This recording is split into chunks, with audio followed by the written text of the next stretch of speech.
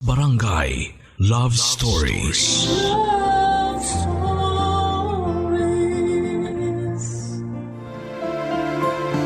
May ibang tao na ginagawa ng libangan ng paggawa ng chismis sa araw-araw. Kahit na wala naman silang napapala dito. At madalas ang chismis pa na yon ang nakakasira sa buhay ng ibang tao.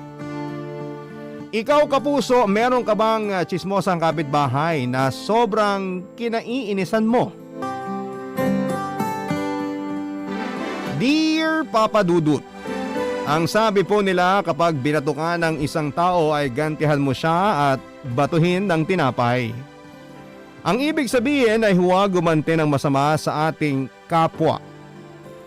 Minsan lang talaga sa sobrang sama ng ugali ng ibang tao ang hirap pigilan ng inis na nararamdaman po natin.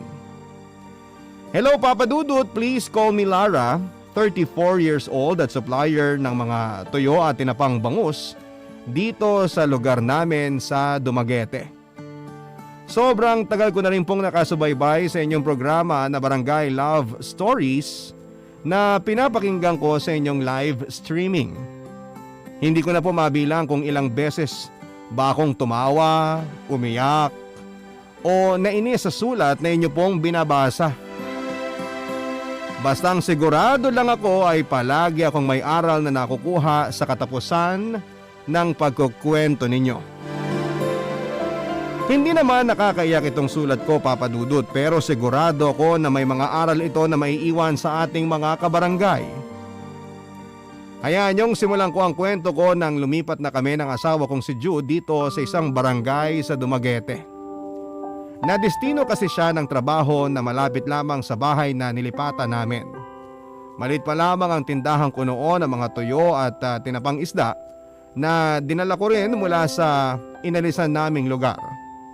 May kapatid kasi ako na mangingisda kaya naman mura palagi ang kuha ko ng mga isda na ginagawa kong tinapa at tuyo. Kaya nang lumipat kami ng tirahan ay sinabi ko sa asawa ko na ipagpapatuloy ko ang malit kong negosyo, Papa Dudut.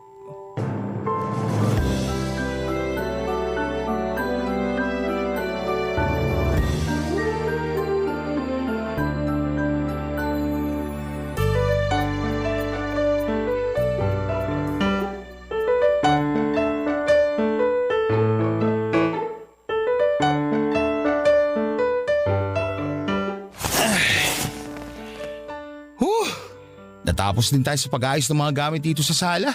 Pero marami pa rin tayong aayusin ng mga gamit sa kusina, Jude. Ay, oo nga pala. Tinambak lang natin sa sulok ng kusina ang mga gamit doon. Pero huwag ka mag-alala, Lara. Ako nang bahala doon. Kaya mo ba na mag-isang ayusin ng mga gamit doon? Oo naman. Yung mga gamit na lang sa kwarto ang pagkaabalahan mo mamaya. Marami-rami din kasi ang mga yon. O sige, ikaw ang bahala. Kapag kailangan mo ng tulong mamaya, sabihan mo lang ako ha. Sus! Para mga gamit lang sa kusina eh. Kayang-kaya ko na ang mga yon. Pero Lara, salamat talaga ha. Ha? Para saan? Sa pagpayag mo na, lumipat tayo ng bahay. Bakit naman ako hindi papayag? Siyempre kasi malago na yung tindahan mo ng mga tuyo at tinapa doon sa dati natin tinitirhan. Pwede pa rin naman ako magtinda dito. Pero malaki na kasi yung tindahan mo doon tapos marami ka na rin suki. Alam ko na nangihinayang ka rin na umalis tayo sa lugar na yon. Hindi naman mawawala ang panghihinayang ko na yun. Pero syempre, ang mahalaga ngayon, magkasama tayong dalawa. Mag-asawa tayo kaya hindi ako magpapaiwan para lang sa negosyo ko. Grabe, ang swerte ko talaga na ikaw ang asawa ko, Lara. Nambola ka pa. Tao po! Sino kaya yung kumakatok? Unang araw pa lang natin dito, may bisita na kagad tayo. Oo nga no. Pero pwede bang ikaw na lang humarap doon sa bisita na yon? Sisimulan ko na munang ayusin yung mga gamit sa kusina. Sige, ayos lang Jude.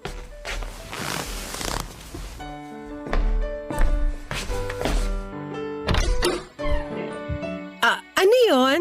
Good afternoon! Kayo yung bagong lipat dito sa bahay na to, di ba? Oo, kami nga. Asama mo ba yung kasama mong lalaki kanina na pumasok dito sa bahay? Oo. Bakit mo natanong tsaka ano palang kailangan mo? Wala naman. Ako kasi yung nakatira dyan sa tabi ng katapat na bahay nyo. Ses nga pala ang pangalan ko. Eto nga may dala akong biko para pang welcome sa inyo dito sa lugar namin. Naku, salamat! Hindi ka na dapat nag-abala pa. Lara nga pala ang pangalan ko, Jude naman ang pangalan ng asawa ko. Kaya lang nandun pa siya sa kusina at nag-aayos ng mga gamit namin eh. Ganun ba? Saang lugar nga kayo galing? Sa Zamboanga, doon kasi talaga kami nakatira. Ilang taon na kayong kasal ng asawa mo? Maglilimang taon na rin. Wala kayong anak? Aha? Naku, pasensya ka na sa tanong ko. Napansin ko kasi na wala kayong kasamang bata. Kaya naisip ko kagad na wala pa kayong anak. Sorry ha, na-offend ba kita? Hindi naman. Ayos lang, sis. Pero tama ka, wala pa kaming anak ng asawa ko. Hindi rin naman kami nagmamadali tungkol sa bagay na yon. Naku Lara, mukhang kailangan mo nang magmadali kasi parang hindi naman tayo nagkakalayo ng edad. Mahirap nang magbuntis kapag masyado ka nang matanda. Ikaw rin, sige ka. Ayos lang kasi hindi pa naman kami naiinip ni Jude. Alam namin na may perfect timing din pagdating sa pagbubuntis. Kaya hihintayin na lang namin yung oras na yon.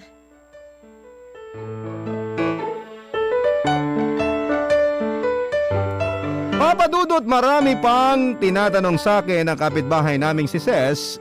Puro pag-uusisa sa buhay namin mag-asawa ang mga naging tanong niya.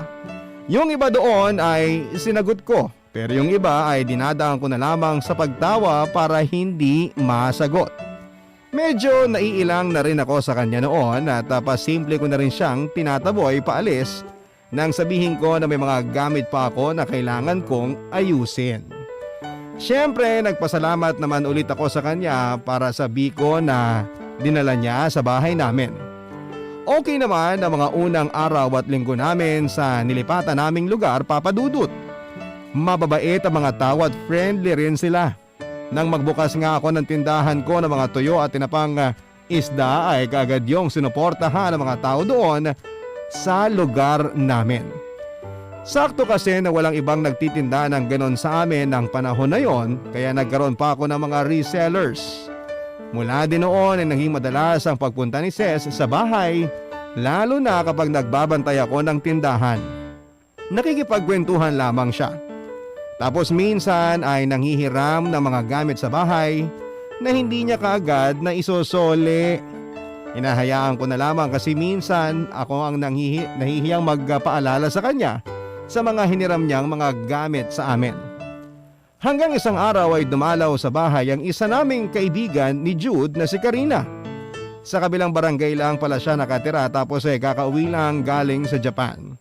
Kaya nang makuha niya kay Jude ang address namin ay kagad siyang pumunta para makipagkwentuhan at kumustahan sa akin. Kagad din siyang nagpaalam na aalis na dahil kapatid niya lang din daw ang naiwan sa bahay nila para mag-alaga ng anak niya. Nang makaalis na, si Karina ay sakto namang dumating si Ses sa tindahan ko, Papa Dudut.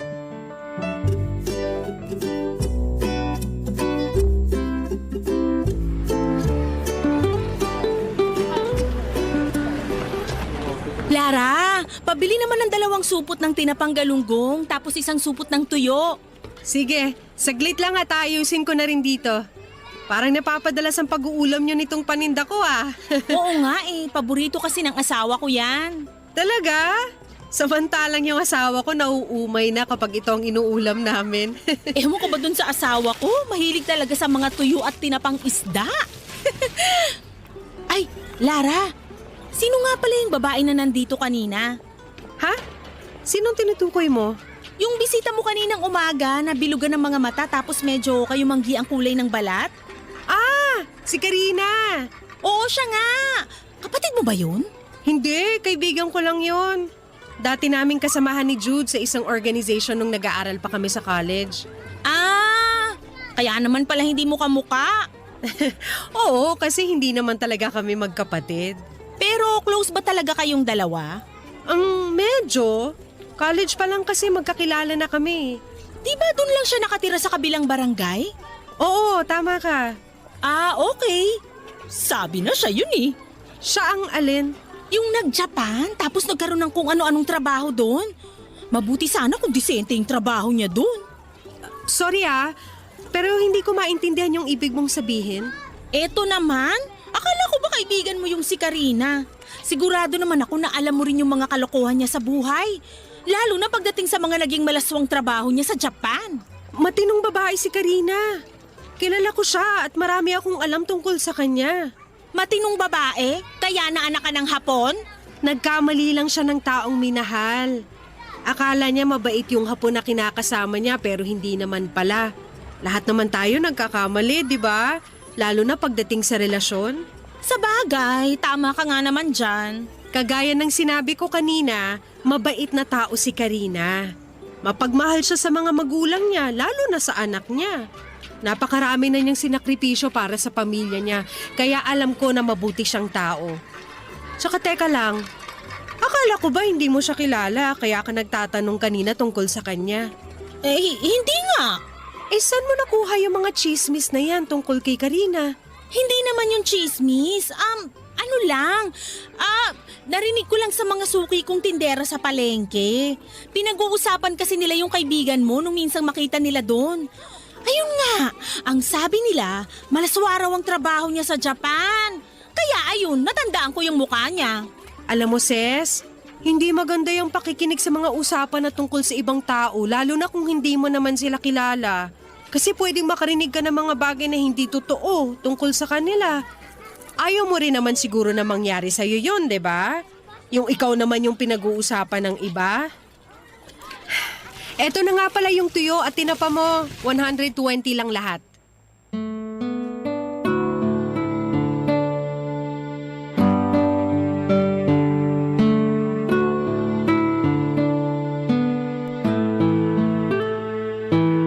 Mga tipo talaga ni Ses ang kapitbahay na hindi ko masyadong gusto ang pag-uugali, Papa Dudut.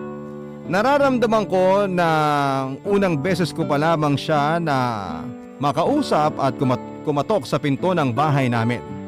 Yung mga tanong niya ng pag-uusisa sa buhay namin mag-asawa ang hindi ko masyadong nagustuhan noon. Panay din ang tingin niya sa loob ng bahay namin na para bang chinecheck ang mga gamit na meron kami doon. Tapos yung mga sinabi niya pa na hindi maganda tungkol sa kaibigan kong si Karina. Gusto ko pa nga sana niyang ipagpatuloy ang mga sinasabi niya pero ako na ang pasimpleng nagtaboy sa kanya paalis din ng bahay namin, Papa Dudut. Alam ko na wala talagang katotohanan ng mga sinasabi niya dahil matagal ko na ngang kakilala at kaibigan si Karina.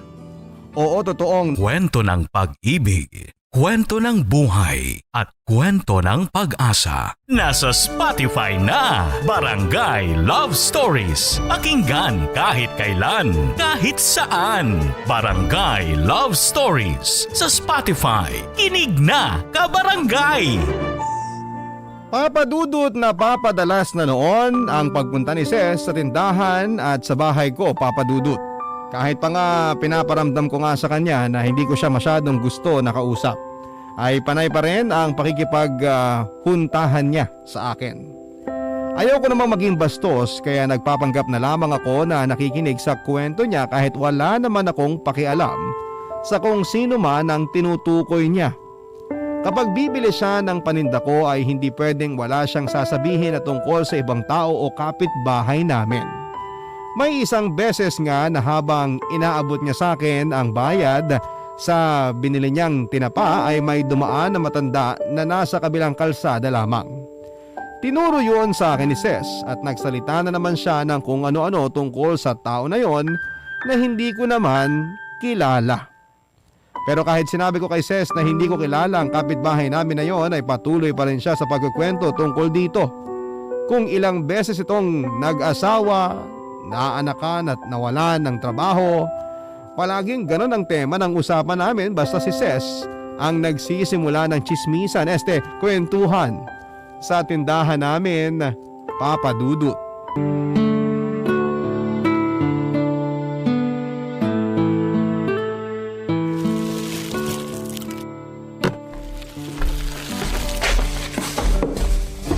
Mukhang maagang naubos ang paninda mo, Lara. Oh, nakauwi ka na pala, Jude. Pero tama ka, maagang ang naubos itong mga paninda ko. Mabuti na lang. Ibabalot ko na rin mamaya yung mga isdang binilad ko sa arawan sa may likod bahay. Kasama na ba dun yung order ng mga katrabaho ko? Oo, kasama na doon. Dinagdagan ko na nga rin kasi baka maubusan na naman kaagad ako. Ang benta talaga ng mga paninda mo. Wala pa kasing ibang nagtitinda ng tuyo at tinapa dito sa atin. Kung meron man, sa akin din galing tapos mataas pa ang presyo. Kaya dito sila sa tindahan ko talaga bumabalik. Masarap din kasi ang pagkakagawa ng mga tuyo at tinapa mo. Kaya palaging ikaw ang binabalikan ng mga suki mo. Kita mo nga, at pati mga katrabaho ko, palagi may order sa'yo. Magaling ka rin kasing mag-sales talk. Pero mabuti na lang talaga at mabilis tayong nakapag-adjust sa lugar na to. Lalo ka na at ang negosyo mo. Okay naman talaga yung lugar na to, Jude. Tsaka mabilis ring pakisamahan ng mga tao rito. Minsan nga lang talaga, may mga nakakairita. Lalo na yung iba na ginawa ng libangan ng pag-uusap tungkol sa buhay ng ibang tao. Anong ibig mo sabihin? Ay naku, kasi naman minsan, nakakairita na yung si Ses. Ses? Yung kapitbahay natin na nagbigay ng biko nung unang araw natin dito sa bahay? Oo, siya nga. Ano namang meron sa kanya? Madalas kasi, hindi siya nagsusuli ng mga hinihiram niyang gamit dito sa bahay kagaya ng pitsil, malaking gunting, martilyo at kung ano-ano pa. Tapos nakakairita pa yung mga kinukwento niya sa akin na tungkol sa mga kapitbahay natin. Puro negative yung sinasabi niya na minsan hindi ko alam kung totoo pa ba. Dapat hindi mo na masyadong pinapansin yung mga sinasabi niya. Hindi ko naman talaga masyadong binibigyan ng atensyon. Siya lang yung non-stop yung bibig pagdating sa chismisan. Pati nga yung kaibigan nating si Karina, nagawa na niya ng kwento. Bakit naman nasama pati si Karina? Sa kabilang barangay yung nakatira. Eto kasing si Sis, narinig daw sa mga suki niyang tindera sa palengke na malaswa ang trabaho ni Karina sa Japan. Kaya ayun, pinagkalat niya kaagad. Nakita niya kasi na dumalaw dito si Karina sa bahay natin. Kaya nalaman niya na kaibigan natin siya. Ang dami niyang tinanong at mga sinabi na hindi naman totoo tungkol sa kaibigan natin. Alam mo naman kasi ang isip ng iba sa panahon ngayon. Kapag nalaman nila na sa Japan nagtatrabaho ang isang tao, iisipin kaagad nila na malaswa ang trabaho nito. Ayun na nga Hindi nila kilala yung tao kaya dapat hindi sila nag-iimbento ng mga kwento. Tapos ito pa, hindi lang si Karina ang kinuwento ni Ses na puro negative. Pati na rin yung ibang kapitbahay natin kung ano-anong hindi magagandang sinasabi niya. Matagal na rin kasi siyang nakatira dito sa barangay natin. Kaya siguro alam niya na ang halos lahat ng kwento dito. Oo nga, kilala na niya ang halos lahat ng tao dito sa lugar natin. Pero sigurado naman ako na hindi lahat ng kinukwento niya tungkol sa mga kapitbahay totoo. Ewan ko ba, Jude? Nakakainis talaga madalas ang bibig ng babaeng yun. Huwag mo na nga lang kasi pansinin yung mga sinasabi niya. Lalo ka lang mai-stress. Kasi nga, ayaw mo talaga sa mga ganong tao. Ay, ano pa nga ba? Wala rin naman ako magagawa kung hindi ang pakisamahan siya. Kahit madalas, nakakairita ang ganong ugali niya. Papa Dudut, sinabi ng asawa kong si Jude na huwag ko na lang gawing big deal ang ugali ng kapitbahay naming si Ses. Pero hindi ba nakakainis naman talaga yung mga tao na nangihiram ng gamit tapos hindi marunong magsole kung hindi mo pa babawiin sa kanila? At mas nakakainis rin yung mga taong mahiling magkalat ng chismis na parang ang hirap namang paniwalaan. Pero alam nyo pa kung ano yung mas nakakairita sa mga nangyari? Yung ginagawa nilang tambaya ng mga kapitbahay ko ang harap ng tindahan ko at doon sila madalas na nagchichismisan.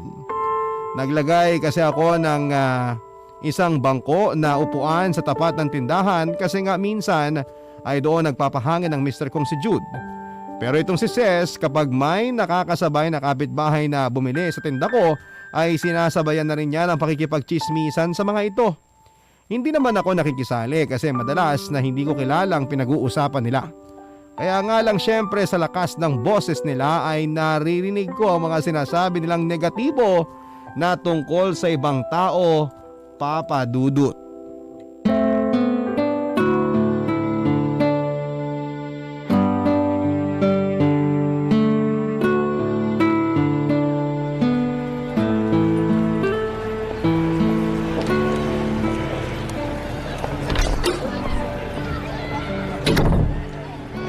Lara, alis na ako.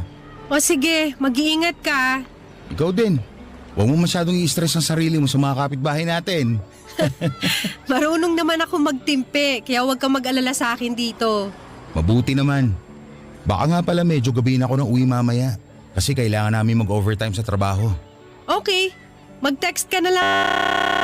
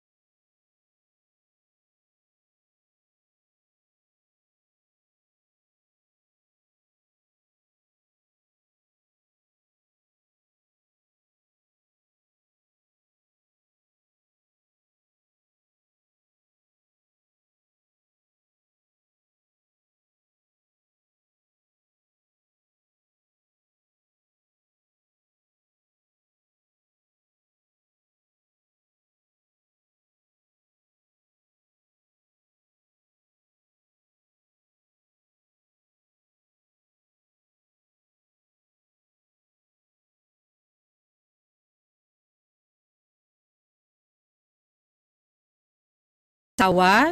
Pero ang pangit pa rin tingnan kapag yung babae ang mas matanda. Parang nanay na rin tuloy siya nung lalaki. Mayaman siguro yung babae, kaya siya inasawa nung lalaki. May itsura kasi yung lalaki, kaya mukhang pineperahan lang niya yung babae. Uy, sis! Grabe ka na ah! Oh, bakit? Totoo naman yung sinabi ko na mukha talagang mas matanda yung babae kesa dun sa lalaki. Mas mukha silang magnanay kesa mag-asawa. Pero hindi ka naman sigurado kung totoo na pineperahan lang nung lalaki yung asawa niya. Kaya dapat hindi ka nagsasalita ng ganun. Sus, madalas naman kasi na ganun talaga ang nangyayari kapag matanda o pangit pero mayaman ang asawa ng isang tao. Baka nga puro anak lang ng lalaki sa ibang babae yung mga bata na kasama nila eh. Tigilan mo na nga yan, sis. Hindi na maganda yung mga sinasabi mo tungkol sa kanila. Eh ikaw ba, Lara? Buti hindi kayo nag-aaway ng asawa mo kahit wala pa kayong anak. Sinabi ko naman sa'yo, di ba? Hindi kami nagmamadali ni Jude. Kung hindi pa nakalaan na magbuntis ako, ayos lang yun. Pero nagpa-check up ka na ba? O kaya si Jude? Kung sino man sa inyong dalawang may problema. Dating irregular ang menstruation ko. Pero hindi ibig sabihin no na hindi na ako magkakaanak. Na magpa-check up kami ni Jude, wala naman daw problema sa aming dalawa. Hintay-hintay lang daw kami at makakabuo rin kami ng asawa ko. Naku, yun na yun. Eh di ikaw pala talagang may problema, Lara. Hindi naman talaga problema yun, sis. Kasi nagamot ko na nga, di ba? Doktor na rin ang nagsabi na pareho kaming walang diferensya ni Jude para hindi makabuo ng bata. Kaya huwag ka na mag-isip ng kung ano-ano pa dyan. Magkakaanak kami kapag pinagkaloob na sa amin yun ng Diyos. Oh, eto na yung tinapa mo. 80 lang yan, kaya bayaran mo na. Kasi ang dami ko pang gagawin dito sa tindahan ko.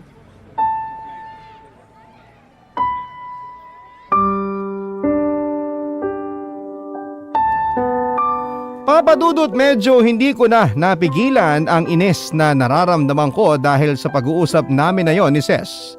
Sa umpisa pa lamang na nagkukwento siya tungkol sa bago naming kapitbahay ay hindi ko na gusto ang mga sinasabi niya, lalo na ang panlalait niya sa mga ito. Ano ba namang pakialam namin sa buhay ng ibang tao para pag-usapan namin sila, hindi ba? May sarili kaming buhay na dapat asikasuhin kaya dapat na hindi namin sinasayang sa pagchichismisan tungkol sa iba ang oras namin.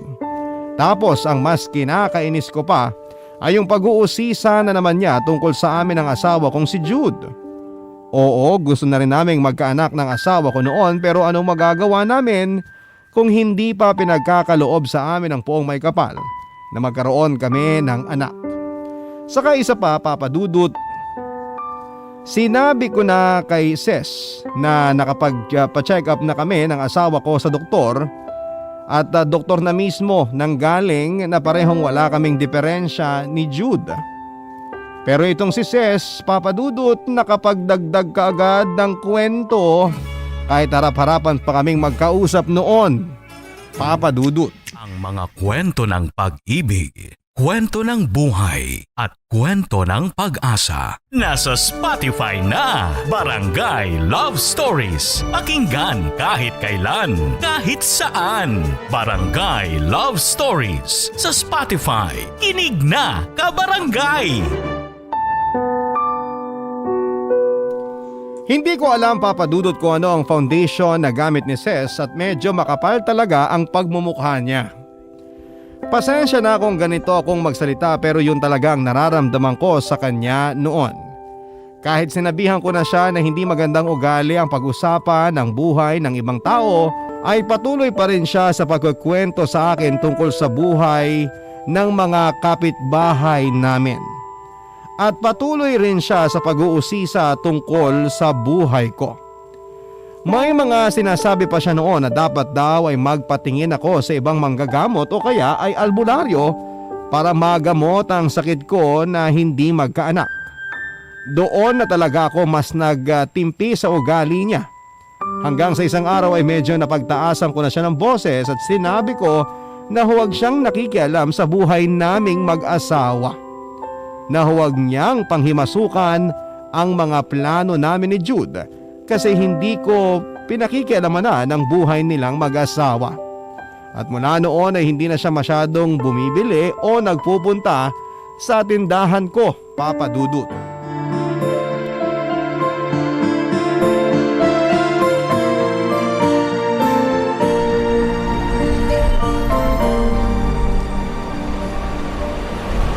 Lara, pabili naman ako ng isang balot ng tinapang bangus. Sige, Meryl, sandali lang. Alam mo ba na paborito talaga ng mga anak ko yung paninda mo? Talaga? Naku, nakakatuwa naman. Oo, sila nga laging nagre-request ng ganyang ulam sa bahay. Yung asawa ko, malapit ng magsawa. Pero syempre, kailangan pagbigyan yung request ng mga bata. Ang bait mo namang nanay sa mga anak mo. Ganun talaga kapag nanay ka na. May oras na kailangan mong pagbigyan ng mga hiling nila. Pero may oras din na kailangan mo silang paghigpitan. Naririnig ko rin yan sa mga kaibigan ko na nanay na. Yung iba sa kanila, mas mahigpit sa mga bata kaysa sa mga asawa nila. Pero karamihan sa kilala ko, kagaya mo na mapagbigay sa gusto ng mga anak nila.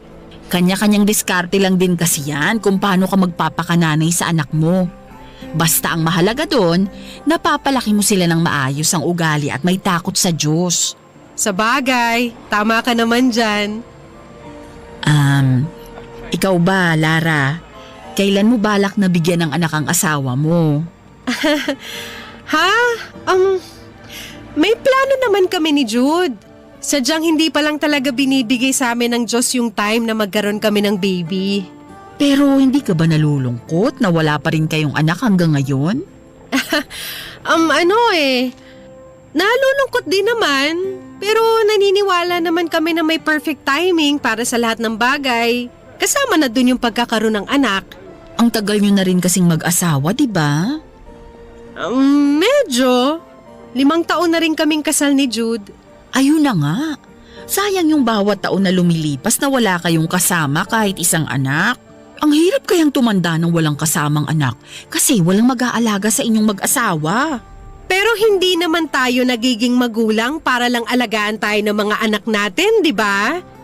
Oo, responsibilidad ng mga magulang ang kanilang anak, pero hindi ibig sabihin nun, responsibilidad na rin ng mga anak ang kanilang magulang. Kaya wala ako nakikitang problema kung magiging magulang man kami ni Jude nang matatanda na kami. Alam ko naman yun. Ang sa akin lang, dapat hindi nyo pa rin sinasayang ang panahon ninyo. Maiba ko, Lara. Nakakita ka na ba ng halamang makabuhay? Hindi pa, pero alam ko ang halaman na yon. Bakit mo natanong? Meron kasing ganung halaman ng hipag ko. Gusto mo ba na ihingi kita sa kanya? Malaking tulong kasi yun para mabuntis ka kaagad. Para hindi na rin kayo nag-aaway pa ng asawa mo. Ha? Nag-aaway? Kami? Ni Jude? Saan mo naman narinig yan, Meryl? Kay Sis. Ang sabi niya, nakwento mo raw sa kanya na may diferensya ka sa ovaryo mo. Kaya hindi pa rin kayo nagkakaanak ni Jude. Saka madalas niyo raw pinag-aawayan yung tungkol sa pagiging baog mo na gusto mong gamutin. Kaya Hindi ako baog, Meryl. si Ses kung ano-anong chismis ang pinagkakakalat tungkol sa akin. Wala naman ako sinabi mga ganyan sa kanya. Mas lalong hindi namin pinag-aawayan ni Jude ang tungkol sa bagay na yon. Naku, pasensya ka na ha. Narinig ko lang naman yun kay Ses. Kaya naging concerned ako sa inyong mag-asawa, lalo na sa'yo. Ang mabuti pa, kunin ko na yung binibili ko. Magkano ba lahat? O eto, 150 lang lahat.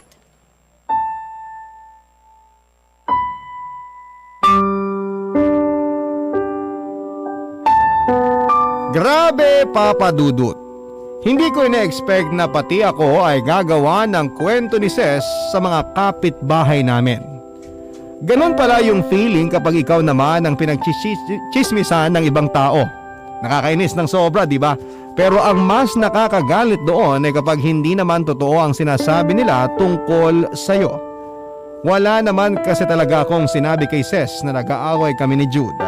At mas lalong wala akong binabanggit na baog ako dahil hindi yon totoo. Sa bibig ni Ses unang nanggaling yon na kaagad kong kinontra. Ang hindi ko alam ay ilang beses niya pa palang sasabihin yon tapos sa ibang tao pa. Lahat naman siguro na mag-asawa ay gustong magkaanak, Papa Dudut, at kasama na kami doon ni Jude. Pero hindi naman kami nagmamadali at naiinip kagaya ng paulit-ulit na sinasabi ko sa nagtatanong sa amin. Nakakainis lang kasi na mas naiinip pa ang iba kaysa sa aming mag-asawa. Nakikialam pa sila sa mga plano namin kahit na hindi naman sila bahagi ng buhay namin ni Jude. Nang malaman nga ni Jude ang tungkol doon ay sinabihan niya na lamang ako na kumalma at pinaalalahanan na huwag gumawa ng gulo, Papa Dudut. Pero sobrang hirap talagang kumalma kapag ikaw na ang pinagchichismisan, Papa Dudut.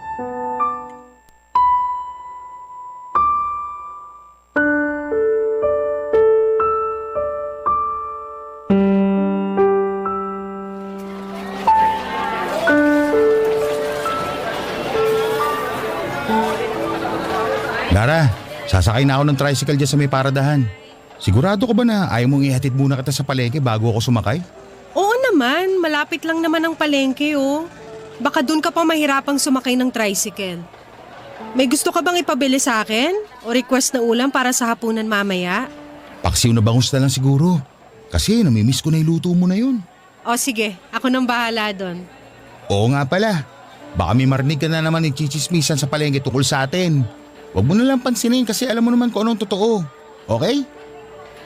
Sige, susubukan ko. O sige, pupunta na ako sa may sakayan ng tricycle.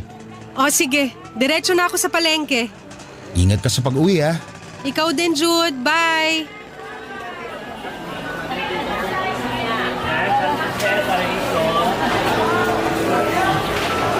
Hindi naman daw kasi totoo yung mga sinasabi mo. Anong hindi totoo? Sa kanya ko nga mismo narinig yun. Kausap ko lang siya nung isang araw. Sinabi niya na hindi naman daw talaga siya baog. At saka hindi sila nag-aaway ng asawa niya. Sus naman, baka imbento mo lang yan, Meryl. Kasi si Lara mismo ang nagkwento sa akin ng tungkol sa bagay na yon. Close na close kaya kami ni Lara, kaya alam ko lahat ng tungkol sa kanya. Baka naman yung alam mo, yung mga bagay na hindi ko naman alam na nangyari sa buhay ko, Ses. Lara, kanina ka pa ba dyan? Hindi, kararating ko lang. Pero sapat na yung mga narinig ko para malaman na nagkakalat na naman ng chismis yang si Ses tungkol sa akin. Dito pa talaga kayong dalawa sa may waiting shed nagchichismisan? Hoy, hindi ako chismosa ha? Talaga? Hindi ka chismosa? Oo, totoo naman kasi yung mga sinasabi ko. Alin doon? Sige nga, isa-isahin mo para ma-confirm ko kung alin doon ang totoo at hindi. Naku, Lara! Papunta ka ba sa palengke? May dala kang bayong eh. Siguro mabuti pa tumuloy ka na para makapamili ka na. Hindi, Meryl! Kasi kailangan ng matigil ang pagiging chismosa ng kaibigan mo. Hoy, grabe ka na sa sinasabi mo, Lara ha? Ikaw ang mas grabe, sis! Kung ano-ano pinapakalat mo na chismis sa akin tapos ikaw pa magagalit ngayon? Bakit? Totoo namang wala pa kayong anak ng asawa mo kahit ilang taon na kayong nagsasama. Oo, pero hindi totoong bawg ako. Ang hirap sa'yo, ginagawa mo ng libangan yung pagpapakalat ng mga peking kwento o balita sa ibang tao. Kunwari ka pa? nakikinig ka rin naman sa mga kinukwento ko na tungkol sa mga kapitbahay natin kapag nandun ako sa tindahan nyo? Dahil walang tigil yung bibig mo sa pagsasalita kapag nandun ka. Sis, halika na. Tama na yan. Umuwi na tayo kasi tapos naman na tayong mamalengke. Hindi eh! Akala mo kung sino tong babae na to eh! Aba, at ikaw pa talaga ang galit ngayon? Oo! Kasi ang hilig mong magmalinis! Kunwari ka pang bait-baitan ka dyan? Hindi ako nagbabait-baitan. Ito na talaga ang ugali ko. Hindi kagaya mo na plastic na chismosa pa. Hindi ka na nga nagbabalik ng mga gamit sa bahay na hinihiram mo sa akin, tapos nagkakalat ka pa ng kasinungalingan tungkol sa akin? Anong tawag mo doon? Di ba chismosa? Aba talaga naghahamon ka ng away na babae ka, ha? Gusto ko lang ayusin ang ugali mo, sis. Dahil nakakaperwisyo ka na ng buhay ng ibang tao. Kaya pwede ba? Itigil mo na ang pagpapakalat mo ng chismis kasi pwede kitang idemanda ng dahil dyan. Tandaan mo yan. Papadudo, tuluyan na nga kaming nagkasigawan noon ni Ses sa may waiting shed na nasa may labasan lamang ng palengke. Muntik pa nga yung mauwi sa pisikalan at sakitan kung hindi lang may dumating na barangay tanod na umawad sa amin at dinala kami sa malapit na barangay hall. Doon na kami muling nagtalo at nagkasigawan pero ang barangay captain ang umawat na sa amin. Tinanong niya kung ano nga ba ang problema namin ni Ses at nagsisigawan kami ng ganon. Sinabi ko naman kaagad kay kapitan ang lahat ng issue kay Ses at kagading pinagtanggol ni Ses ang sarili niya. Sa huli ay pilit na lamang kaming pinagbati ni kapitan para lamang matapos na ang gulo na yon. Mula noon, Papadudut ay hindi na kami masyado pang nagpapansinan ni Ses sa lugar namin. Hindi na nga rin siya nagsoli sa akin ng mga gamit sa bahay na hiniram niya sa akin noon. Siya na rin kasi ang umiwas sa akin sa tuwing magkakasalubong kami sa may daanan. Siguro nahiya na lang din siya kasi nga kalat na sa barangay namin ang pagiging chismosa niya. May iba kasi ang akong customer sa tindahan na nagkikwento sa akin ng sama ng loob nila kay Ses. Kaya pati raw sila ay sinisiraan ni Ses sa ibang tao. Ginagawan daw ng kwento at pinagchichismisan. At dahil ayoko na rin na lumaki pa ang gulo, ay nakikinig na lamang ako sa mga hinaing nila at hindi na ako gumagatong pa. Ayoko kasi na mabansagan ako na chismosang tendera ng tuyo at tinapa sa may lugar namin. Kaya hinahayaan ko na lamang na sila na lamang ang magsalita. Ang nakakatuwa lang, Papadudut, bago matapos ang taon na yon ay pinagbuntis ko na rin sa wakas ang anak namin ni Jude. Sobrang tuwang-tuwa talaga kaming mag-asawa, lalo na nang isinilang ko na ang isang malusog na sanggol na lalaki. Ngayon ay magtatatlong taon na ang anak namin ni Jude at hindi pa rin kami nagpapansinan ni Ses at okay lang sa akin yon.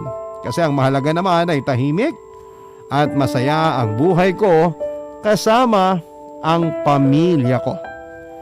Maraming salamat po, Papadudut, sa pagbasa nitong sulat ko at sana ay may napulot ding aral ang ating mga kabarangay sa kwentong binahagi ko ngayong araw ng inyong kapuso forever, Lara. Barangay Love Stories.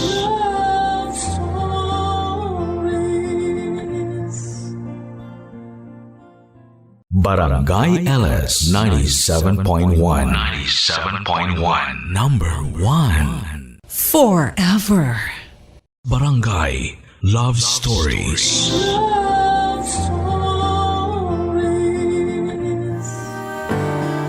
May mga taong nahihirapan na gusto nating mailigtas sa mga problema ang kinakaharap nila. Pero may mga taong kahit na anong pilit mong tulungan ay wala pa rin ginagawa para makaahon sa kanyang kalagayan. Ikaw, kapuso, tumulong ka na ba ng isang taong ayaw magpasaklolo? Dear Papadudut, ako nga pala si Rodney, 26 years old. Nangyari ang kwento ko may 1 taon na ang nakakalipas. Kwento ito ng katrabaho kong si Riva na naging biktima ng pangbubugbog at pang-aabuso ng kanyang live-in partner na si Antonio. 10 taon ang tanda ni Riva sa akin, Papa Dudut, pero hindi yun naging hadlang para maging malapit kami sa isa't isa. Naalala ko pa nga noong una ko siyang nakilala. Pumasok siya sa CR ng mga lalaki habang andon ako at umiihi. Ang akala ko ay nagkamali lamang siya ng pinasukan, yun pala ay sinadya niyang doon sa CR na mga lalaki pumunta para umihi. Nakita kasi niyang sabay na pumasok ang 2 babaeng katrabaho namin na lagi na lang siyang binubuli dahil sa pagiging awkward at weird niya. Pinabantayan pa niya nga ako habang nasa loob siya ng cubicle dahil baka raw may pumasok na ibang lalaki. Doon ako nagkaroon ng interes sa kanya. Pero hindi ko naman tinuloy ang pagkakagusto ko sa kanya dahil nalaman kong meron siyang ka-live-in na 50 anyos na lalaki. Yun na nga po si Antonio. Si Antonio nga marahil ang naging daan para mas makilala ko pa si Riva. Nalaman ko na binubugbog ni Antonio si Riva sa tuwing nakakainom siya o di naman kaya ay nakagamit ng ipinagbabawal na gamot. Minsan nga raw ay binubugbog na lang noon ni Antonio si Riva dahil gusto lang ng lalaki. Hindi naman sana noon na amin si Riva pero nakita ko ang mga pasa at galos niya. Sinabi ni Riva na nahulog lang daw siya sa hagdanan pero hindi ako naniwala. Sinubukan niyang muling pagtakpan ng mga galos at pasa niya makalipas ang 2 linggo. Inaamin ko na siya, Papa Dudut. Nahirapan akong kunin ang tiwala niya noon pero nagawa ko naman after kong sabihin sa kanya na may kakilala akong katulad niya na sinasaktan din. Naiyak siya at sinabi sa akin nang paunti-unti ang mga ginagawa sa kanya ni Antonio. Ako ang nakakaramdam ng sakit sa mga kwento niya, Papa Dudut.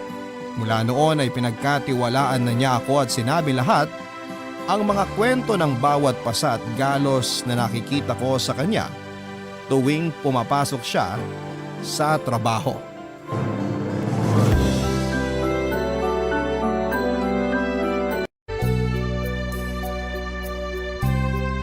Good morning, Riva. Ha? Sabi ko, good morning. Good morning din. Tulala ka na naman dyan. May iniisip lang na babayarang utang sa katapusan. Ay, teka, naipit yung buhok mo sa kwelyo ng uniform mo. Ayusin ko. Wag! Tatanggalin ko lang naman yung pagkakaipit ng buhok mo. Ayos lang. Sinadya ko talaga yan. Yan na ba uso ngayon? Ay. May pasa ka ba dyan sa bandang leg mo? Wala. Sa akin ka pa ba maglilihim? Hindi naman kasi pasa yun. Eh ano? Chikinini. Bago yan ha? Paso. Paso? Sana napaso ka lang sa plancha ng buhok mo. Paso ng sigarilyo. Si Antonio na naman na may gawa niyan, no? Hindi lang kami nagkaintindihan. Minsan di rin tayo nagkakaintindihan eh. Pero di naman kita pinaso ng Yossi kahit kailan. Hindi ko kasi narinig na pinapaabot niya yung ashtray niya. Akala ko kasi remote yung kailangan niya eh. Katabi kasi ng remote yung ashtray. Kala ko yun yung tinuturo niya. Kaya ikaw ang ginawa niyang ashtray. Nainis lang siya kasi parang natangahan siya sa akin. Huwag mo nang rasunan yung ginawa niya sa'yo. Sinabi ko lang naman kung ano nangyari. Para kasing dinedepensa mo pa yung mali niya eh. Maliit na paso lang naman to. May nabili naman akong gamot online na mabilis magpawala ng paso. Bumili ka pa ng marami. Mukhang mapapadalas mong gamitin eh. Para namang pinagdarasal mo pa. Di ko na kailangan ipagdasal kasi sigurado naman akong mangyayari ulit. Para talagang gusto mong mangyari ulit ha? Sa ating dalawa, parang ikaw nga tong may gustong mangyari ulit yun eh. Di ko na maalala kung kailan kita huling nakitang walang galo sa katawan. Sino bang may gustong mangyari to sa sarili niya? Wala. Pero kasi hinahayaan mong mangyari sa'yo. Alam mo namang wala akong laban. Eh kasi ayaw mong lumaban. Takot ako. Takot ka sa kanya o takot kang iwan ka niya? Magtrabaho na nga tayo. Riva. Kung sesermonan mo lang ako ulit, pwede bang pass na muna? Hindi yan ang kailangan ko ngayon eh. Alam ko kung ano kailangan mo. Sige nga, anong kailangan ko? Magmotel tayo. Mamayang lunch break? Di kakayanin ng 1 oras. Mamaya na lang after work. 3 oras ulit? Gawin na nating 4 kung pwede ka. Wala naman akong ibang gagawin mamaya eh. Sige. 6 p.m. Sa dati.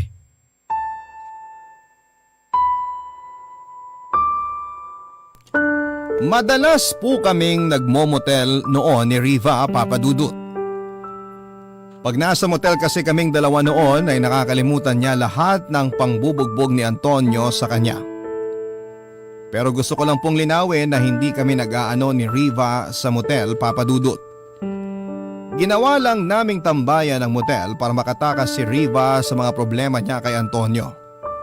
Madalas kami noon na nagmo-motel kapag may bagong galos o pasa si Riva. Alam na kasi namin noon na sa tuwing binubugbog siya ni Antonio ay hindi umuuwi si lalaki sa bahay nila. Kaya malaya noon si Riva para makatambay kasama ako.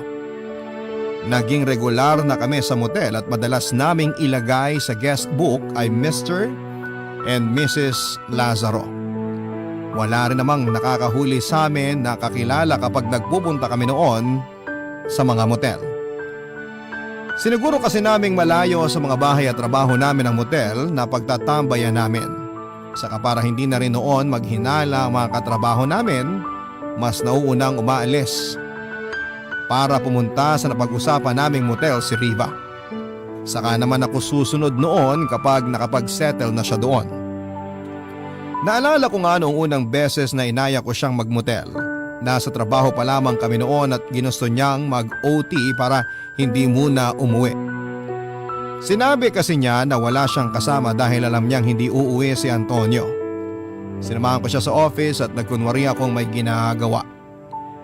Nagkakwentuhan na lamang kami after niyang matapos ang trabaho niya at napansin ng guard na nakatambay na lamang kami at bawal yon sa trabaho. Kaya napilitan kaming umalis para maghanap ng pupuntahan. Natakot kaming pumunta sa mga public places dahil mabilis lamang ang chismis kapag may nakakita sa aming magkasama. Nag-isip kami ng pupuntahan na hindi kami makikita ng ibang kakilala namin. Hindi naman noon po pwede na sa inuupahan ko magstay dahil bed spacer lamang ako at bawal ang bisita. Mas lalong hindi noon pwede sa bahay ni na Riva dahil baka biglang sumulpot ang asawa niyang si Antonio. Hanggang sa biglang naisip ni Riva na magmotel na lamang kaming dalawa. Nailang pa ako kasi motel yon. Naisip ko nga na baka gustong may mangyari sa amin ni Riva pero sinabi niya na wala siyang plano. Gusto lamang niya noon na tumambay sa lugar na walang makakakita sa amin. Kaya motel ang naisip niyang puntahan at syempre, mura pa.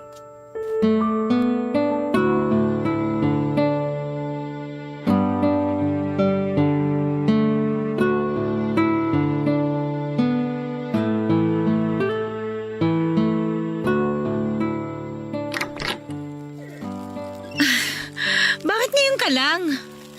Nakipagdaldalan pa kasi sa akin yung janitor eh. Ready ka na? Ano, dala mo ba lahat ng kailangan natin? Dala ko na ang mahiwagang baraha. Pag nabore tayo mag-tong-its, pwede tayo mag-solitaryo. Yung merienda natin. Bumili ako ng spicy na leeg ng manok sa kanto. Uy, favorite! Tsaka chocolate na gatas, pangtanggal ng anghang. Galing! Bumili rin ako ng 3-in-1 na kape. Tingin mo makakahingi tayo ng mainit na tubig dito? Dala ko naman yung electric kettle ko galing sa office. Wow, prepared! Siyempre, alam ko na mahilig ka sa kape eh, kaya binaon ko na. Ay, oo nga pala, bumili na rin ako ng pandesal kanina. Bagay sa matamis na 3-in-1 mo. Grabe namang food trip to. Parang pang magjowa ah. Eh di ba nga, tayo si Mr. and Mrs. Lazaro? Pwede.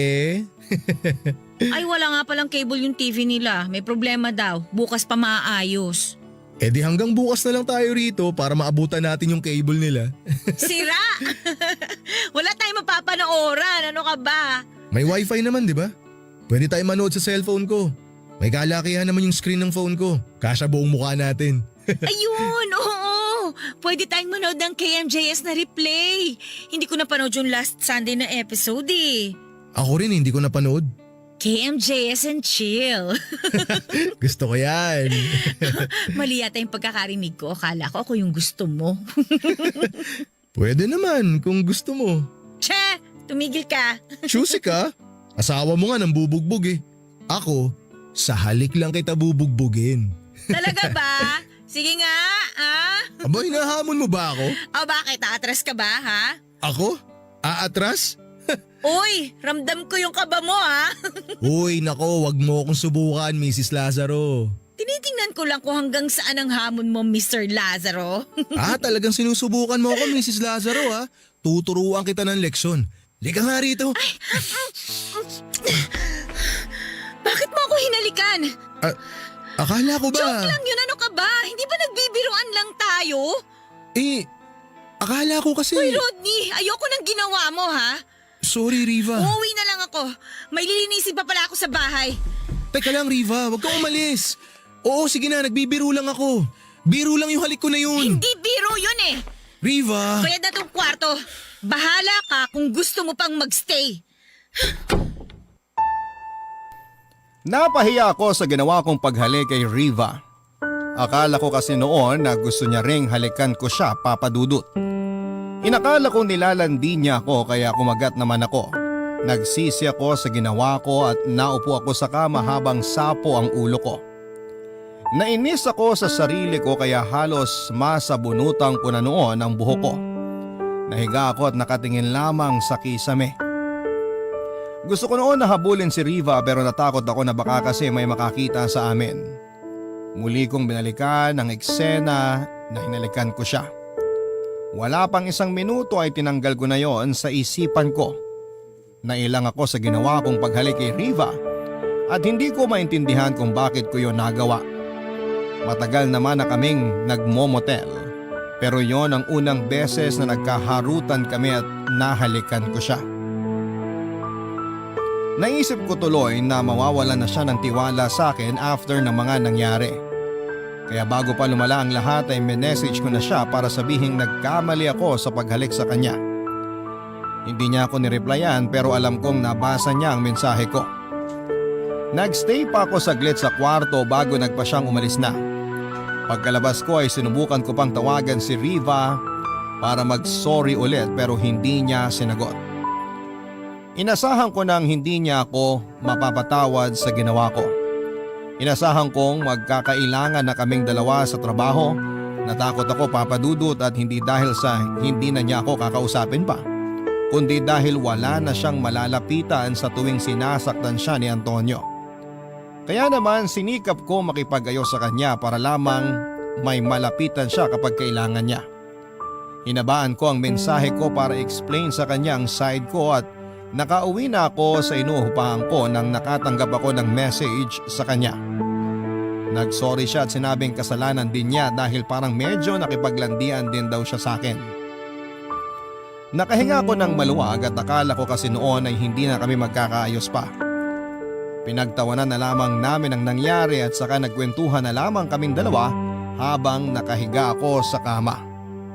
Pinangako ko sa kanya na hindi na mauulit ang paghalik ko sa kanya. Muli niya akong pinagkatiwalaan naman ng araw ding yon, Papa Dudut. Barangay Love Stories. Barangay Love Stories. Sa totoo lang, noong hinalikan ko si Riva ay wala naman akong ibang naramdaman. Hindi naman ako nagkagusto sa kanya o nakaramdaman lang ng init ng katawan. Gusto ko lang noon na halikan siya dahil yon ang naisip kong paraan para matauhan siya. Naisip ko kasi na baka may gusto siya sa akin kaya sinagad ko yung pagkagat ko sa biro niya noong nasa motel kami. Baka kasi yon ang paraan noon para iwan na niya si Antonio. Naisip ko na baka ma-realize niyang meron pang ibang lalaki na handang magmahal at mag-alaga sa kanya. Yung lalaking irerespeto siya at hindi sasaktan. Naisip ko na madali ko na lang sigurong maturuan ng sarili kong mahalin si Riva dahil nagka-crush naman ako sa kanya dati bago ko siya naging kaibigan. Naisip kong baka pwede kong maibalik at mas mapatindi ang nararamdaman ko sa kanya oras na piliin niya ako kesa kay Antonio. Papa Dudut, may hero complex kasi talaga ako. Yun bang gusto ko na nagliligtas ako ng taong may problema o may kailangan dahil masarap yon sa pakiramdam. Nagsimula yung hero complex ko sa ate ko. Naalala ko pa ang ate ko sa probinsya. Tulad ni Riva ay madalas din siyang binubugbog noon ng asawa niya. Kasama nila ako dati sa bahay nila para makatulungan ko si ate sa pag-aasikaso sa bahay kapalit ng pagpapaaral nila sa akin. Kaya naman nakita ko kung paano itrato si ate ng asawa niya, hindi lang tuwing nalalasing yung asawa niya. Kahit nga walang bahid noon ng alak sa katawan si lalaki, ay madalas pa rin niyang pinagbubuhatan ng kamay si ate dahil mainitin ang ulo niya kahit sa mga maliliit na bagay. Kaya si ate ang napagbabalingan niya noon madalas. Saka ko lang nalalapitan noon si ate pagkatapos siyang bugbugin ng asawa niya dahil natatakot din naman ako noon. Kaya ako nainis sa sarili ko dahil saka ko lang siya sinasaklolohan pagkatapos siyang mabugbog. Wala naman kasi akong magawa noon dahil nakikitira lamang ako. At sinabi ni ate na huwag nang makisabay sa galit ng asawa niya dahil baka madamay ako. Sinunod ko ang utos ni ate at yun ang pinakamalaking pagkakamali ko dahil sa pagsunod sa ate ko ay namatay siya ng walang laban dahil sa pananakit ng asawa niya. Nakulong ang asawa niya habang ako naman ay napadpad sa Metro Manila para makipagsapalaran.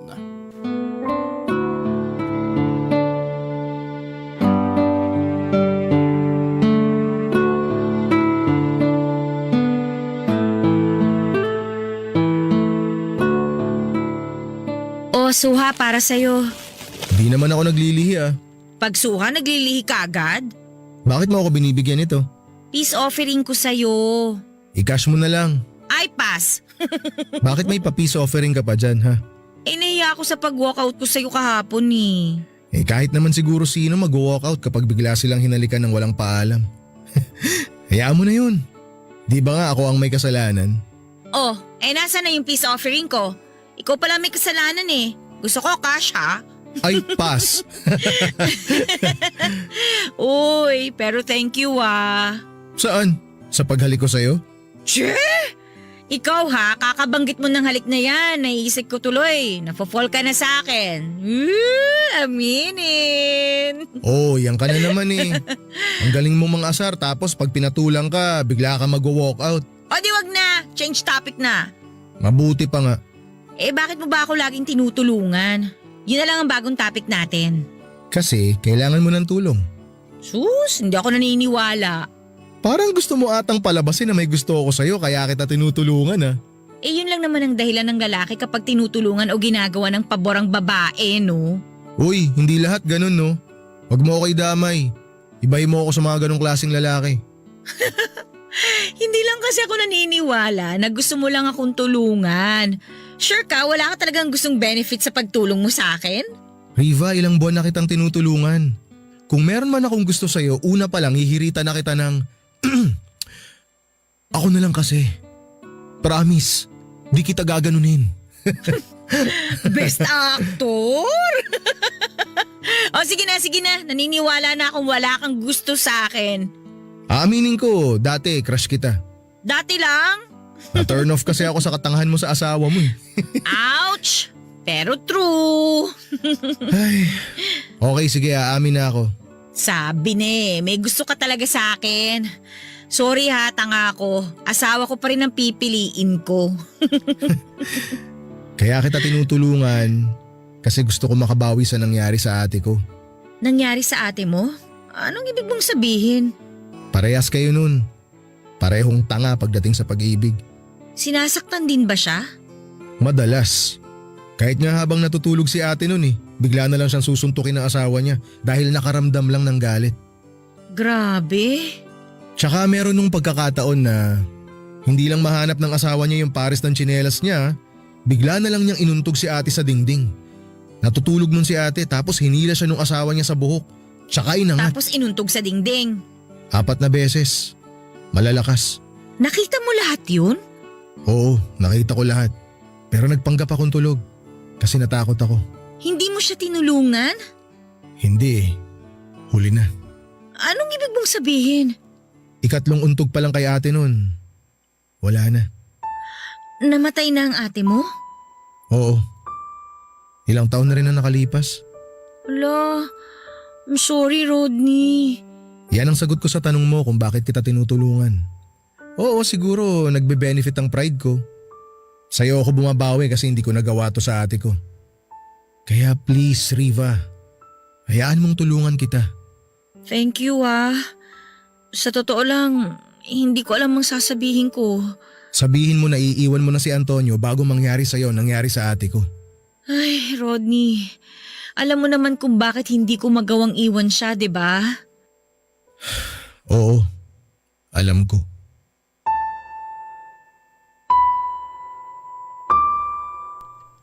Kinasal sa ibang babae si Antonio bago niya nakilala si Riva. Naging kabit si Riva at siyang pinili ni Antonio kesa sa mag-ina niya. Natauhan si Antonio makalipas lamang ang isang buwan at gusto niyang bumalik sa asawa niya pero pinigilan siya ni Riva. Tinakot ni Riva si Antonio na magpapakamatay siya kapag iniwan siya ni lalaki. Kaya naman napilitang magstay sa kanya si Antonio at sinikap ibalik ni Riva ang dating pagmamahalan nila pero nanlamig na si Antonio. Mas pinili ni Antonio na uminom kasama ang mga barkada niya. Dala din ng lungkot. Hindi naman siya pinigilan ni Riva dahil nakukonsensya siya dahil pinipilit niyang magstay sa kanya si lalaki. Hindi na nakita pa ni Antonio ang kanyang anak sa una niyang asawa kaya mas lalong nadurog si Antonio. Tuluyan na nga nagbago ang relasyon nilang dalawa at naramdaman ni Riva na wala na talagang pagmamahal sa kanya si Antonio. Walang magawa si Riva noon kundi ang umiyak. Naging mahina si Riva papadudot dahil lagi siyang mag-isa. Kaya noong may nagpakita sa kanya ng atensyon ay bumigay siya. May nakilala si Riva sa dating trabaho niya. Nagmalasakit ang lalaking yon kay Riva hanggang sa naging komportable na sila sa isa't isa. Aminado noon si Riva na malungkot lamang siya kaya niya pinatulan yung lalaki. Kahit papaano raw noon ay nakakalimutan ni Riva ang pag-iisa kapag kasama niya yung lalaking yon. Nakonsensya rin sa huli si Riva at tinapos ang namamagitan sa kanila nung lalaki. Sumama ang loob ng lalaki sa ginawa niya kaya sinumbong niya si Riva kay Antonio. Yun ang simula ng pangbubugbog ni Antonio kay Riva. Hindi niya natanggap na matapos niyang piliin si Riva kesa sa mag-ina niya ay nagawa pa niyang manlalaki. Kaya nga tinanggap na lamang ni Riva ang pangbubugbog ni Antonio kung yun ang paraan para mapatawad siya. Mula noon ay lagi na lamang mainit ang ulo ni Antonio dahil hindi niya magawang kalimutan ang ginawang pangangaliwa ni Riva. Hindi naman nila maiwan ang isa't isa dahil wala na rin silang alam na pupuntahan.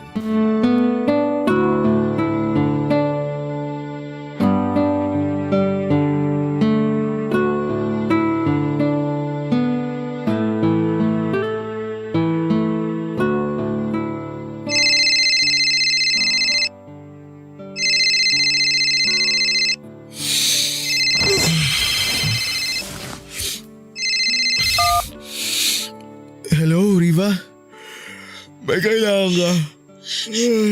Rodney, Oh, ayos ka lang? Bakit ka umiiyak? si Antonio Sinaktan ka na naman ba niya? Hindi. O ano? May kasama siyang babae sa kabilang kwarto. Ano? Masahista raw pero narinig ko nag-extra service din yung babae. Kanina pa ba yan? Oo naririnig ko na nga yung ungol ni Antonio ngayon. Ano ba naman yan? Umalis ka na muna dyan. Hindi pwede. Hanapin niya ako pagkatapos nila. Baka magalit siya.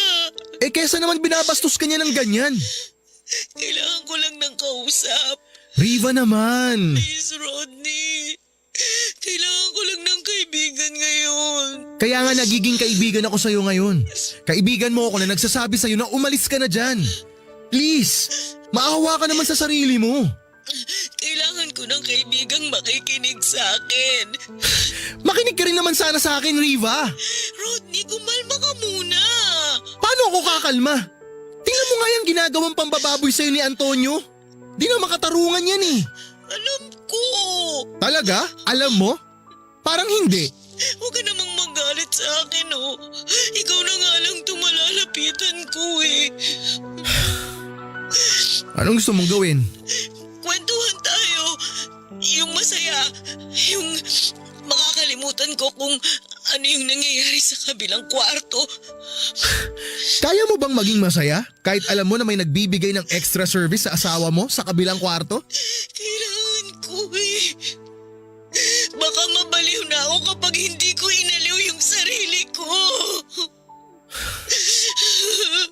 O tahan na. Sige, ganito na lang. Naalala ko yung nakadate ko dati. Nung unang salta ko rito sa Manila.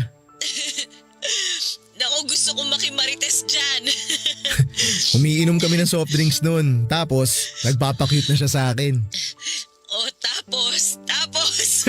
Hihigop sana siya sa straw pero dahil nga nakatitig siya sa akin, imbis na sa bibig niya pumasok yung straw, dumiretso agad sa butas ng ilong niya. Ay hala, ano ba yan? Kung ako yung babaeng yan, baka kumaripas na ako ng takbo dahil sa hiya. Kunwari na lang, hindi ko nakita yung nangyari para di siya masyado mapahiya. Pero kitang-kita ko na namula yung mga pisngi niya. Pagkatapos masundot ilong niya, nakatitig pa rin ba siya sa'yo? Nako, hindi na. Sa straw na siya nakatitig. Nag-iingat na, baka sa butas ulit ng ilong niya masuot eh.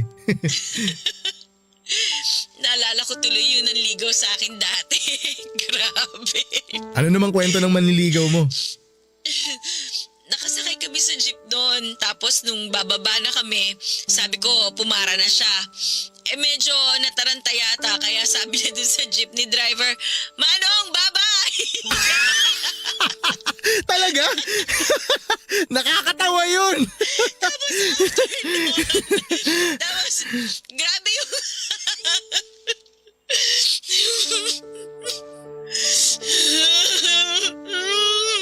Riva,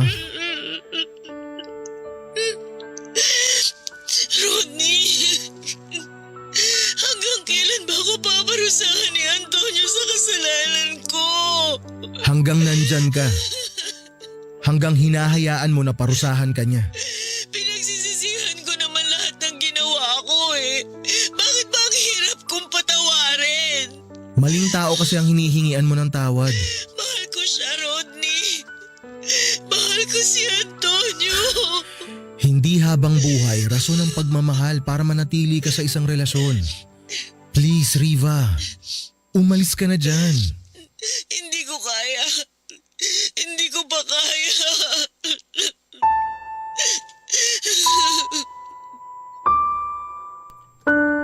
Hinayaan kong umiyak si Riva para mailabas niya ang lahat ng sakit na nararamdaman niya. Wala rin naman akong ibang magawa noon kundi ang makinig sa kanya dahil ayaw naman niya akong pakinggan. Sinubukan ko siyang ayaing magmotel kahit na isang oras lang para makawala siya sa mga nangyayari sa kanya pero tinanggihan niya ako. Baka raw kasi matapos kaagad sina Antonio at ang masahista niya. Sinabi niya na mas lalo lamang daw magkakagulo kapag nalaman ni Antonio na lumabas siya. Dinagdag pa niya na baka raw may makakita sa aming dalawa na magkasama at umabot yon kay Antonio. Marami pa siyang nirason para huwag lumabas at magmotel. Inintindi ko na lamang ang lahat ng mga sinabi niya dahil alam kong wala rin naman akong ibang magagawang tulong kundi ang makinig sa kanya. Makalipas siguro ang halos 15 minutos ay saka biglang binaba ni Riva ang tawag. Naisip kong baka natapos na ang asawa niya sa extra service. Hindi ko na tinawagan o tinext pa si Riva dahil baka makita ng asawa niya. Ayoko naman noon na may isipin pang hindi maganda si Antonio kay Riva. Baka lalo lang niyang saktan si Riva. Sinubukan kong bumalik sa pagkakatulog pero hindi ko na yun nagawa pa. Wala na akong ibang naisip kundi si Riva at paulit-ulit ko nung naririnig ang boses ni Riva habang umiiyak at pinipilit na tumatawa. Naalala ko na bigla ang ate ko, Papa Dudut. Kung ilang beses ko rin siyang narinig na namemeke ng tawa niya para ipakita sa lahat na ayos lamang siya. Napaiyak na lamang ako sa pag-alala sa ate ko. At hindi ko maiwasang sisihin noon ang sarili ko dahil hinayaan kong mapatay siya ng asawa niya. Kung hindi lang ako nagtulog-tulugan noon ay hindi sana'y buhay pa si ate. Bigla akong nag-alala para kay Riva. Hindi imposibleng mangyari rin kay Riva ang mga nangyari sa ate ko. Kaya ilang beses ko na siyang binalaan pero hindi niya ako pinakinggan. Naubusan na ako noon ng paraan para makumbinsi siyang iwasan si Antonio bago mahuli ang lahat.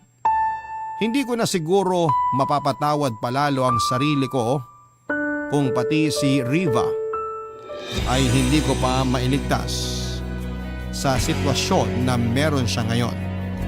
Yon ang naisipan ko noon, Papa Dudut. Kaya nag-isip ako ng paraan para mapuwersa ko siyang makawala sa poder ng mapang-abuso niyang asawang si Antonio, Papa Dudut. Barangay Love Stories. Barangay Love Stories. Nagpatuloy pa rin ang pananakit ni Antonio kay Riva, Papa Dudut. Nagpatuloy pa rin ako sa pakikinig kay Riva at sa mga kwento niyang paulit-ulit. Hindi ko na siya pinilit na iwan si Antonio dahil alam ko naman ang sagot niya. Nagkasya na lamang akong makinig sa mga kwento niya. Nagkasya na lamang akong intindihin na hindi biro ang pinagdadaanan niya. Sinabi naman ni Riva sa akin na masaya na siyang may nakakaalam sa mga nangyayari sa kanya. Dinagdag pa niya na kahit papaano raw ay nararamdaman niyang hindi na siya nag-iisa sa laban niya. Kahit papaano noon ay natuwa ako dahil may naitulong naman ako kay Riva kahit na hindi ganon kalaki. Kaya naman nakontento na lamang akong makinig sa paulit-ulit na nangyayari sa kanyang kwento.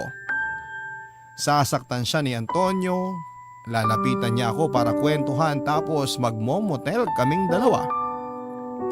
Yun po ang naging pattern namin. Nabilib na nga ako sa katawan ni Riva dahil hindi pa rin bumibigay kahit bugbog sarado na siya ni Antonio. Hindi katulad ng ate ko noon. Minsan binalita sa akin ni Riva na hindi pa raw umuuwi ng halos 1 linggo si Antonio. Sinubukan daw niyang tawagan si Antonio pero hindi sumasagot. Nanalangin ako na sana ay hindi na bumalik si Antonio at hiniling ko na sana talagang nagpakalayo-layo na si Antonio para hindi na niya masaktan pa si Riva. Inasahan kong mas mauuna pang bumitaw si Antonio kay Riva kaysa si Riva ang bumitaw sa kanila. Hanggang sa tumawag na sa kanya si Antonio at sinabing babalik na rin daw siya pagkatapos ng 2 araw dahil may pinuntahan lang daw silang beach ng mga kaibigan niya. Doon ako nilapitan muli ni Riva at inayang magmotel ng 2 araw. Nasaktuhan pang day off naming pareho ng 2 araw kaya malaya kaming makakapagmotel. Alam kong mabigat noon ang loob ni Riva dahil nami-miss niya si Antonio kaya nangako ako sa kanya na papasayahin ko siya. Imbes na sa motel noon ay nag-check-in kami sa hotel na maayos. Para naman ma-relax siya noon sa 2 araw na bakasyon niya sa mapang-abuso niyang asawa, Papa Dudut.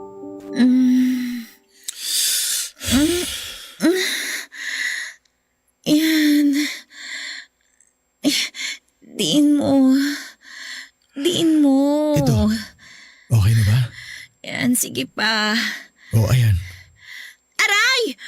Ano ba yan? Nasagad mo naman. Sorry. Ang lambot kasi ng paa mo eh. Parang nabali pa yata yung buto ko sa masahe mo eh. Ang tibay kaya ng buto mo. Ilang beses ka nang binugbog ng asawa mo pero going strong pa rin ang bones mo. Sagana sa calcium? Ay nako, che. Oh, hilutin mo naman tong kaliwang paa ko. Makapag-utos naman to. Oy, di ba ikaw nga to nag-volunteer na mamasahihin ng mga paa ko? Yes, ma'am. Ma'am Lazaro. Ma'am Lazaro ang itawag mo sa akin. Chos! Ewan ko sa'yo. Akin na nga yung kaliwang paa mo. Oh, eto na. Oh, teka. Hindi pa rin gumagaling tong paso ng Yossi sa kaliwang paa mo? Hindi pa eh. Naubusan kasi ako nung pinapahid ko. Mukhang bagong paso lang to ha. Iba to sa nakaraang paso mo eh. Huwag na lang nating pag-usapan. May ibibigay pala ako sa'yo. Ano yung ibibigay mo? Hulaan mo. Ashtray para kay Antonio? Mukhang kontento naman na si Antonio na ikaw yung ginagawa niyang ashtray. Che!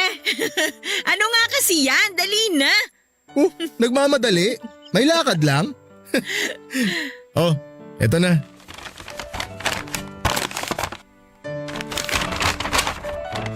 Oh, concealer at foundation? Di ko sure kung tama yung kulay o shade o kung ano man ang tawag nyo dyan. Nagpatulong lang ako sa sales lady sa mall. Okay na to. Salamat ha. Alam mo, naghanap pa ako ng sales lady na kakulay mo para mas madali naming mahanap yung tamang shade ng concealer at foundation. Bakit naman itong naisipan mong bilhin? Nakakatawa ka! Alam mo palang foundation at concealer. Bihira lang mga lalaki may ganyang superpowers ha. Alam ko naman na yan dati pa. Lagi kong sinasamahan si ate na bumili niya nung buhay pa siya. Mahilig din ba siya mag-makeup dati? Oo, mahilig. Hilig niyang make-upan yung mga pasa at galos niya. Kaya siya bumibili niyan dati. Kaya mo to binili sa akin ngayon. Oo. Para di ka nagkukulay talong lagi kapag pumapasok ka sa trabaho. Mukhang di ka na nakakabili ng makeup mo lately. Tsaka nag-iisip na rin yung ibang mga katrabaho natin. Hayaan mo sila. Wala akong pakialam. Riva, Oh, paano kaya kung magsama na lang tayo? ano? Magtanan tayo. Magpakalayo-layo tayo rito. Dun sa hindi tayo mahahanap ni Antonio. Rodney naman. Makinig ka muna sa akin. Di naman kailangan na may nararamdaman tayong pagmamahal sa isa't isa eh.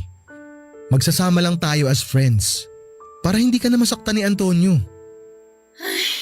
Eh paano yung mga trabaho natin? Makakahanap din tayo kung saan tayo mapapadpad. Baka mas maganda pa nga eh. Sige. Teka, payag ka na? Talaga? Bakit? Ayaw mo ba?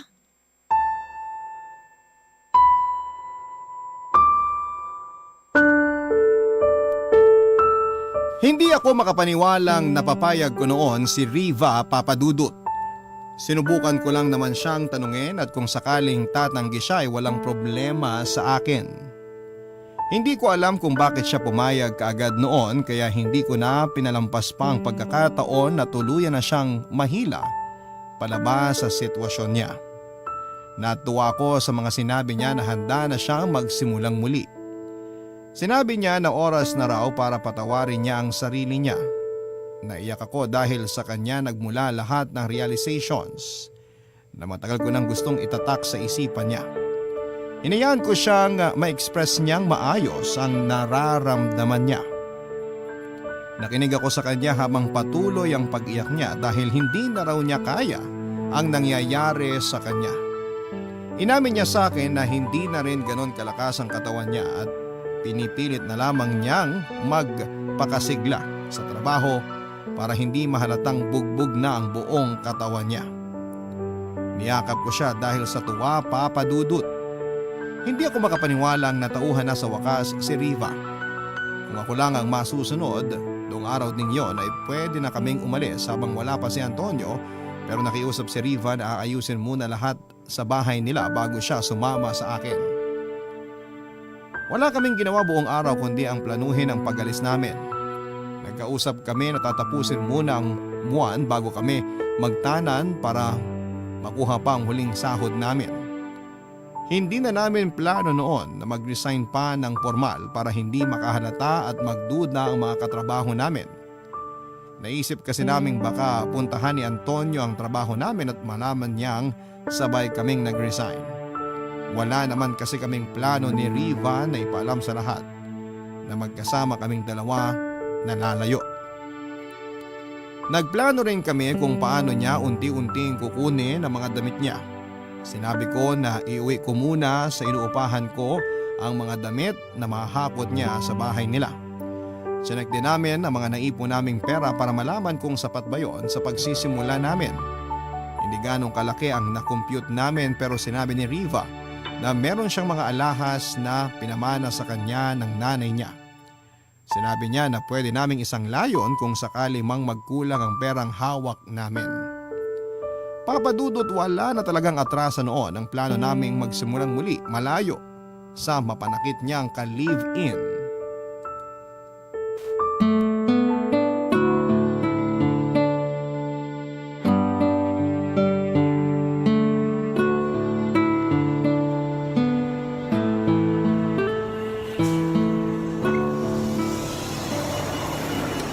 Kanina pa ako naghihintay sa'yo rito sa labas. Sorry ha. Hinintay ko pa kasing makatulog si Antonio eh. Sigurado ka bang hindi siya nagising? Marami na siyang nainom na alak. Bukas na ng tanghali yun magigising. Tara na. Tulungan na kita dyan sa bagahe mo. Matagal mo na akong tinutulungan sa bagahe ko. Handa ka na bang gumaan ng bagahe mo? Handa na. Tara na, para makaabot tayo sa biyahe. Rodney? Bakit? Huwag mo sabihin nagdadalawang isip ka ha. Naku, babatukan talaga kita. Hindi. Hindi ako nagdadalawang isip. Pero gusto ko lang sabihin na salamat ha. Salamat sa lahat ng ginawa mong tulong sa akin. Mula sa simula hanggang sa huli. Salamat kasi nakatakas na ako kay Antonio. Ang drama mo naman. Tara na. Rodney! Rodney! Rodney, Ha? pasensya na kung nagising kita sa tulog mo. Antonio nga pala, pare. Ikaw yung ka-live-in ni Riva, di ba? Ako nga. Mukhang nakwento na ako ni Riva sa'yo ah. Sana puro magaganda lang lahat ng sinabi niya tungkol sa akin. Paano mo ako nakilala? Tinuro ka kasi nung boss niyo ni Riva kanina. Lapitan daw kita habang nakabreak ka. Bakit? Anong kailangan mo? Ikaw na raw magtuturo sa akin kung saan yung mga gamit ni Riva. Ha? Bakit? Kukunin ko na kasi lahat. Bakit nga? Patay na si Riva. Ano? Naglason siya. Nadatnan ko na lang sa banyo na nakabulagta. Bumubula ang bibig at wala ng buhay. Hindi.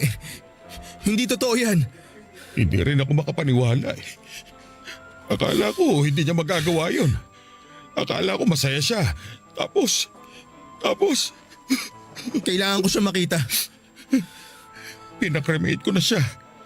Walang burol na mangyayari kasi di ko kaya makakita muna ng mga tao. Ang sakit eh. Ang sakit na nangyari. Hindi ko matanggap. Ipakita mo siya sa akin, please. Tinago ko na yung abo niya sa cabinet namin sa kwarto. Kung saan niya nilalagay yung mga gamit niya. Ayoko munang buksan yun. Kasi ang hirap. Hindi pa rin ako makapaniwala. Last week masaya pa siya eh. Ang dami niyang plano. Ang dami niyang kwento tungkol sa mga gusto niyang gawin sa buhay niya. Kaya nga ako nagtataka kung bakit bigla niyang tinapos ang buhay niya eh. Mukhang tama naman yung pulis na pumunta sa bahay. Dala nga siguro ata ng depression. Ikaw ang kasama niya lagi sa bahay. Hindi mo man lang nakita na depressed siya? Hindi eh.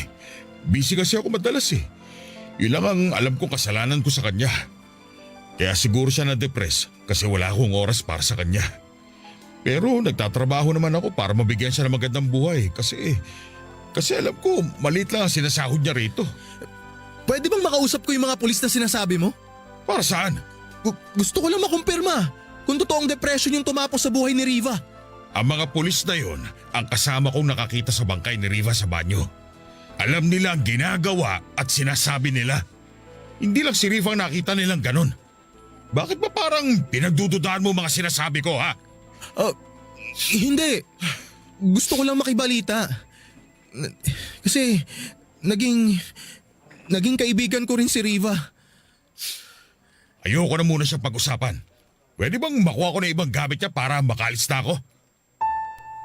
Itinuro ko kung saan ang mesa at mga gamit ni Riva, Papa Dudut. Tinulungan ko si Antonio na hakutin ang mga gamit ni Riva. Nanginginig pa rin ako noon, Papa Dudut, at hindi ko na muling kinausap pa si Antonio. At ninayaan na siyang makaalis ng opisina habang bitbit ang mga gamit ni Riva. Dumaan muna siya sa boss namin para ipaalala ang huling sahod ni Riva na kukunin niya sa susunod. Noong nakalis na si Antonio ay saka ako nagpunta sa CR para magkulong doon sa cubicle. Mabuti na lamang at walang ibang tao kaya malaya akong naiyak. Pinagsasunto ko noon ang pintuan sa galit sa sarili ko dahil hindi ko nailigtas si Riva. Nagaya na siya sa ate ko dahil wala na naman akong nagawa. 2 araw na lang sana at magtatana na kami noon pero biglang sumabog sa akin ang binalita ni Antonio na patay na si Riva. Kaya ba siya nagpakita noon sa panaginip ko? Yun na ba ang huling paalam niya sa akin noon? Mas lalo akong naiyak habang binabalikan ang panaginip ko bago ako gisingin ni Antonio. Papa Dudut, alam kong hindi nagpakamatay si Riva at alam kong may kinalaman si Antonio sa pagkamatay niya pero wala akong magawa para patunayan yon. Sa pangalawang beses ay pinamahayan muli ako ng takot. Gusto ko man noon na paimbestigahan ang mga nangyari kay Riva ay hindi ko na tinuloy dahil pakiramdam ko ay malakas ang kapit ni Antonio sa alagad ng batas at pwede siyang protektahan ng mga yon. Nagtaka ako kung bakit hindi nila pinagdudahan ang mga sariwang sugat at pasa niya sa katawan. Nagtaka ako kung bakit napakremate kaagad si Riva. Marami ako naging tanong noon at si Riva lang ang makakasagot pero wala na siya, Papa Dudut. Hindi ko maiwasang sisihin noon ang sarili ko dahil hindi ko siya naprotektahan kaagad. Sinisi ko kung bakit hinintay ko pang matapos ang buwan bago siya ayaing umalis. Sinisi ko rin ang sarili ko kung bakit ako naduwag noong kaharap ko na si Antonio. Bakit ninayaan ko siyang magsinungaling sa harapan ko? Wala ko nagawa para kay Riva, Papa Dudut. May 1 taon nang nakalipas mula noong nawala si Riva pero bit-bit ko pa rin sa puso ang matinding kalungkutan dahil may isa na namang tao ang namatay dahil natakot ako. Dahil nagpabaya ako. Hanggang dito na lamang po ang aking sulat. Ang inyo pong forever kapuso at kabarangay, Rodney. Barangay Love Stories.